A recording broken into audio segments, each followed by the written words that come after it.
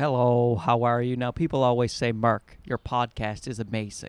Your content is amazing. It sounds amazing. You are amazing. And that is all factually true. But it didn't always sound so great, my podcast. What happened was I switched to a dynamic microphone with a Zoom recorder. I'm actually using the setup right now. That's why I'm holding this black ice cream cone, so you guys can get a sense of the quality I get on the podcast. It's not going to be exactly the same with editing and programs and whatnot, but it's going to be pretty close. And I'm actually recording this in a very noisy environment. I'm outside on my deck. It's very windy. There's garbage trucks happening. The sound is still probably pretty good. Now, I used to use condenser mics. I had one of these Yetis. Another popular one is the Snowball. And they're great mics, but the problem with condenser mics is they pick up all the ambient noise around them. So if you have a lot of background noise, you're going to hear that. If you're in an apartment and there's echoey walls, you're going to hear the echo. The mic I use is a Shure SM58. This is an industry standard. It's been used by the greats of all time. Mick Jagger, Jimi Hendrix, Justin Bieber. What do you mean? So if it's good enough for them, it's good enough for you. Now, just to give you an idea of the difference between the dynamic mic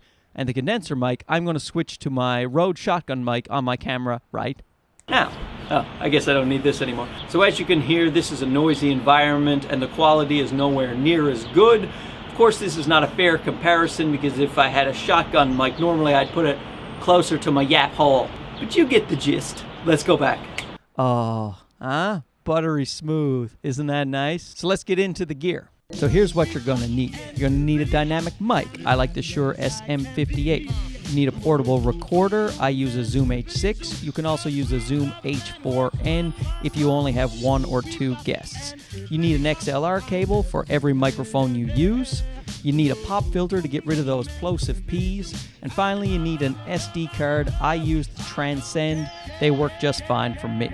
Now, I like the Zoom H6, that's this bad boy right here, because the Zoom H6 has 4 XLR inputs, so I can put 4 people at one time on a podcast, and they all come in on separate channels, so it's very easy to edit. You can also buy an extension which gives you 2 more XLR inputs, so now you can have 6 people if you want a party podcast. Now, if you're only going to have yourself and one other guest, then I suggest you go with the H4N Pro. It's also by Zoom, and it's a lot cheaper, but it has the exact same preamps as the H6. Sound quality is exactly the same. But it's only going to cost you $199 American on Amazon compared to the $350 you're going to pay for the Zoom H6. The Shure SM58 usually runs about $100 and it's certainly worth it, but you can get cheaper alternatives. There's a Behringer microphone, a set of 3 for about $50, which I also picked up. And I really love the quality of that. You can hardly tell the difference between the two. And so that's it. Just a quick and dirty video about how to create an ultimate setup, at least in my opinion. Because the best thing about this is it's portable.